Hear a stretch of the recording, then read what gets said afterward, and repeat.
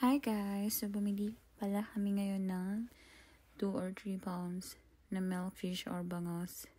So, plano kong i-bake siya sa oven kasi wala pa kaming ihawan. So, slice nyo lang siya ng ganyan. And mag-ready na tayo ng mga ingredients. Katulad ng kamatis. So, hiniwa ko lang siya ng maliliit para mas malasa. And gusto ko talaga yung maliliit lang na hiwa niya. Isang malaking tomato lang yung hiniwa ko kasi malaki na yun. And white onions. Wala kasi ako nabiling red onions. So, pwede na to. So, kalahati lang yan. Okay lang na sa akin. Kasi malasa naman na yun eh. Kasi malaki to. And, ayan. Please naghiwa ko, no? And, optional lang to, guys. Naglagay ako ng, nakalimutan ko yung pangalan ng ganyan. Celery. Yes, celery.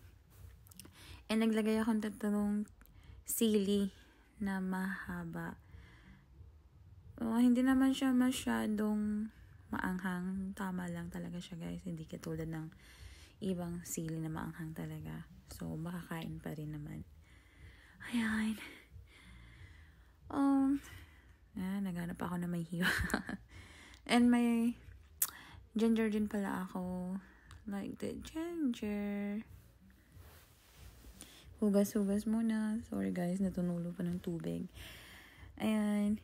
Balatan nyo lang siya. Peeling ginger. Then, slice nyo lang siya ng very small. Or depende sa inyo guys. Ako slice ko lang siya ng ganyan. Hindi siya masyadong maliliit. Pero okay na din naman. Then, ito na yung nalinisan kong milkfish. Ready na yung pampalaman.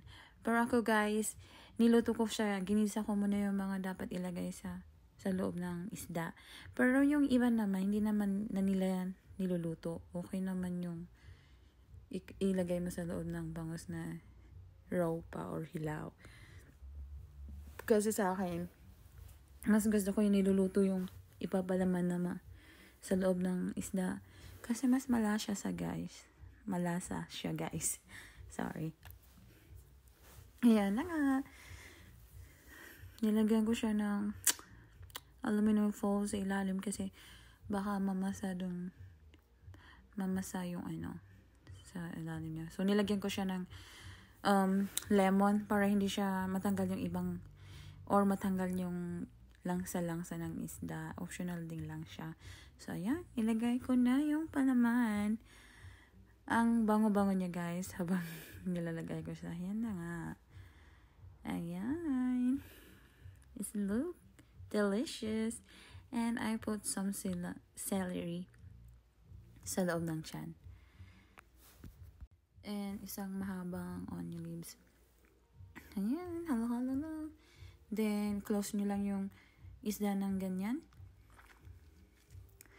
Then, cover with aluminum foil. And, nilagyan ko pa ng isa pa kasi medyo malaki yung isda.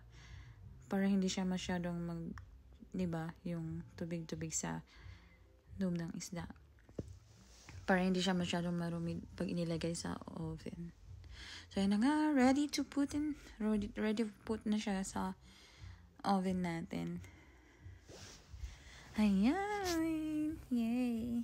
So, pinainit ko na siya, guys, habang naglalagay ako o nagpe-prepare dun sa isda. Ayan. Sobrang gulo lang. So, first is 350.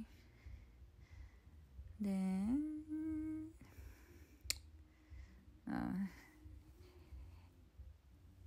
forward ko na kasi siya, guys.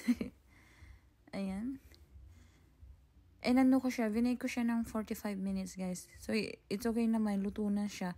At pagkatapos niyan, guys, nilagay ko siya ulit sa oven. At binibroil ko siya para mag-crispy yung sa balat niya. So, ako, first time ko mag-broil sa kanya, tinesting ko na 15 minutes, ito yung kinalabasan. Oh my God. Totoo na yung sa labas niya.